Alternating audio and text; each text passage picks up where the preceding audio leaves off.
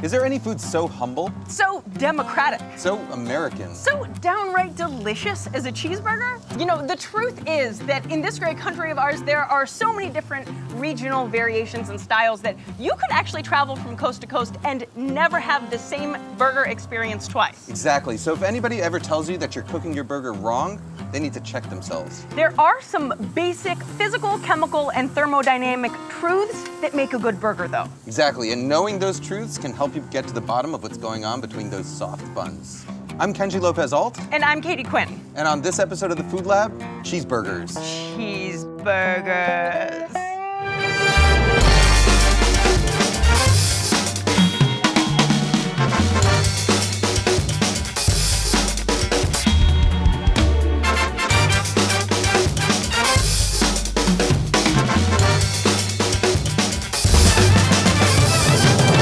Want a better burger?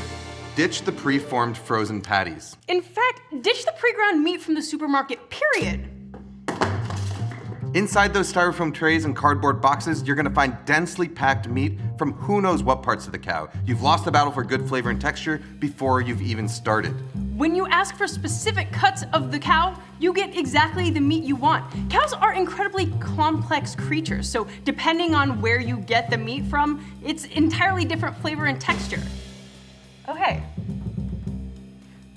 Super tender cuts from along the cow's backbone. Like the tenderloin or strip. Those are great for steaks, but they don't have the intense flavor we want in a burger. So you're better off using something from, say, the chuck or the brisket. Hard-working muscles simply develop more flavor, and since we're grinding the meat anyway, toughness isn't really an issue. We've got our chuck here. What's the best way to turn it into a burger? Well, the easiest way is actually to go to your butcher and ask him to grind it for you right in front of you. And ask him to handle it gently before he hands it over. Yeah, because you don't want your meat to get too compressed before you even bring it home. But if you want to chop your meat at home, you do have a few options.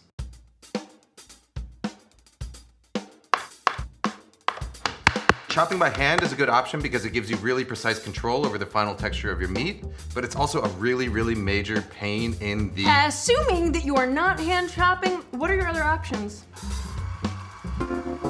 If you've got yourself a meat grinder attachment for a stand mixer or a standalone grinder, that's actually the best and easiest way to grind meat at home. You just want to make sure that you keep your meat and the grinder nice and cold before you start. It's actually a good idea to put the meat grinder in the freezer for at least an hour before any grinding project. And make sure to cut your meat into small pieces and trim off any gristle so that you don't clog up the blade. Don't have a stand mixer or meat grinder? No problem. The food processor will work just as well. Right, all you have to do is cut your meat into chunks, put it in a single layer, stick it in the freezer for about 15 minutes till it's nice and cold, and then load it up into your food processor in half-pound batches and pulse it till it's done.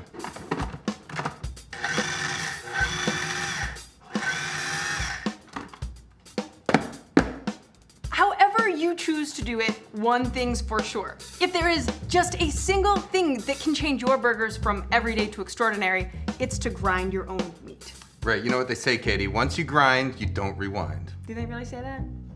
They do. Yeah. They's me, yeah. So you might think it's a good idea to salt your meat before forming patties. Yeah, you may think that, but you'd be wrong. We like to have our meat seasoned evenly from edge to center, but salt doesn't just make things salty, it also has some chemical effects that can drastically alter the texture of your meat. Yeah, it's a major downside. Imagine your meat as a bunch of string cheese. Normally the bundles stay nice and compact and you can toss them as much as you want and they don't really stick together. But then add salt to that mix and the edges start to fray. They come undone, just like the string cheese. If you let the meat sit long enough, eventually what you end up is something like this. Those proteins end up cross-linking. Now, cross-linking is a good thing when you're talking about a sausage, something that you want to say nice and compact, but with a hamburger where you want a nice tender, juicy texture, it can spell disaster. You want proof? Okay, we'll give you proof. All right.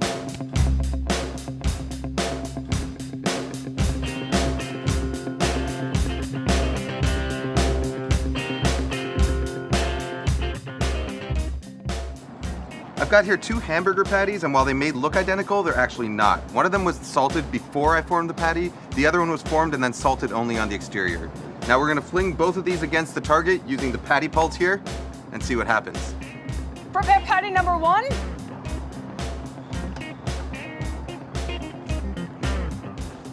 All right, meat sling cocked and ready. Fire! That was patty number 1, the salted patty. Now we're gonna do the patty that we've only salted on the outside. Prepare patty number 2 for lunch. Patty number 2, the unsalted patty. Fire!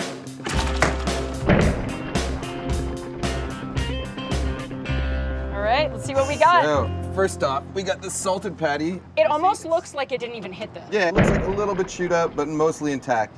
Meanwhile, the unsalted patty is here, there, All the way over here. back there. So I think we've pretty much proved that if you salt your meat before forming your patty, you're gonna end up with a much tougher burger. Case closed right there.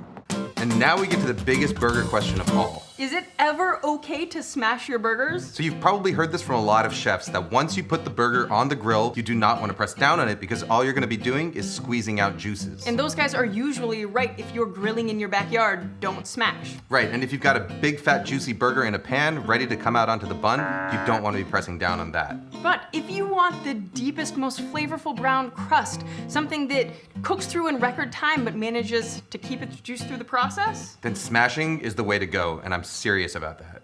but you don't just want to go smashing willy-nilly, there's gotta be a method to the madness. Right, so what I've got here is 2 burger patties that are pretty much identical. They both weigh the same amount, they both came from the same cut of meat.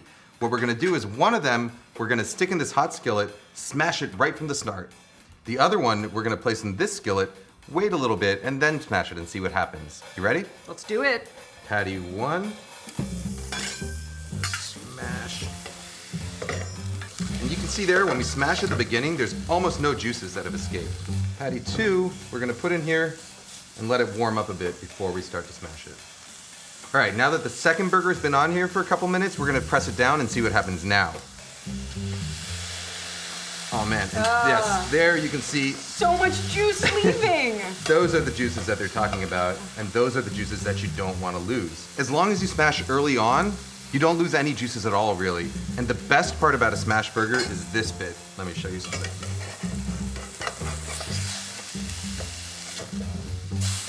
That brown crust right there, that's gonna make this burger as tasty as any steak you've ever had. So that is some major Maillard reaction going on right there. All that browning means more flavor. Now, all we gotta do to finish these off, Katie, if you will, cheese with me. Happily. Pop them onto our buns. All right, Katie, you can have the nice one here. and Aw, I'll thanks, Kenji. I'll take the other one. So, do you have to smash your burgers? You don't, but the next time somebody tells you that you should never smash your burgers, just point them in our direction. Yeah, we've got something that'll shut them up. Hit it, hit it.